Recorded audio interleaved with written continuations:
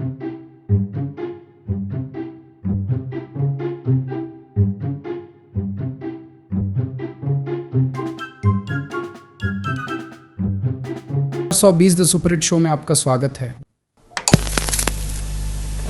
मुझे फर्जीवाल कहते हैं और आपको लुटी हुई जनता। पिछले प्रोग्राम में मैंने आपसे बात की मेरे फर्जी शिक्षा मॉडल मोहल्ला क्लिनिक के भ्रष्टाचार के बारे में। इस प्रोग्राम में मैं आपको बताऊंगा कुछ देश विरोधी एजेंडे के अंदाज, कुछ देश को खोखला करने की तरकीबें, कुछ किस्से जिससे दिल्ली में मैंने बांग्लादेशियों और रोहिंग्या को बसाया, कुछ ऐसी हकीकत जब दिल्ली के असली निवासियों का हक मैंने रोहिंग्या को दिलाया।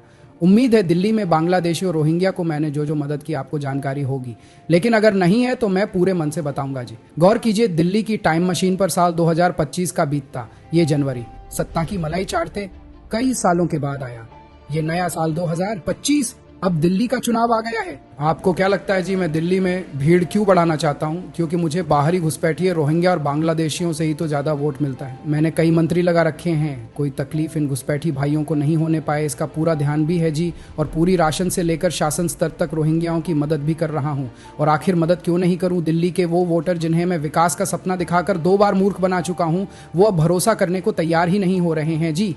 मैं बनिए का बेटा हूं जी, मुझे मालूम है ना जी राजनीति में जनता को धोखा देकर चूना कैसे लगाना है। दिल्ली की हालत आज इतनी बदतर इसीलिए है क्योंकि मैंने बांग्लादेशियों की, रोहिंग्या मुसलमानों की कई बस्तियां इस राजधानी के अंदर तैयार कर दी हैं। दिल्ली के यमुना बाजार, लोहे के पुल के आसपास बसी झुग्गी बस्तियों, बवाना, जहांगीरपुरी, सीमापुरी जैसे इलाकों में ये बस्तियां जाकर आप देखिए। जब बात राष्ट्रभक्ति की आती है तो मैं सेना के सर्जिकल स्ट्राइक को झूठा बता देता हूं। मेरे इरादे एकदम दूध से सफेद और स्पष्ट हैं। रोहिंग्या मुस्लिमों को लगातार बसाना है, दिल्ली में आपदा लाना है, आपातकाल लगाना है। मैं ढीठ भी हूं, अपने चुनावी वादों को गजनी की तरह भूल जाना मेरी आदत है। मेरे सारे मंत्री जेल गए, मैं जेल गया जी, लेकिन मैंने भीतर के डर को बाहर नहीं आने दिया है। भ्रष्टाचार ऐसी लालच है ना जी, एक बार कर लो तो बार बार करने का मन होता रहता है जी। क्योंकि जब मैं राजनीति में नहीं था, क्या था मेरे पास? सड़ी सी कार और आज VIP ट्रीटमेंट के साथ बड़ी बड़ी गाड़ी में घूमते हुए मेरा जलवा देखिए। आज देखिए जो मेरे साथ रहा, सबको मैंने भ्रष्टाचार के ऐसे तरीके बताए हैं ना जी। सब के सब जेल जाते रहेंगे जी। और इतना ही नहीं, हमारी चमड़ी अब तो मोटी हो चुकी है। वैसे दिल्ली वालों को मूर्ख बनाने में मैं पूरी तरह जुटा हुआ हूं जी।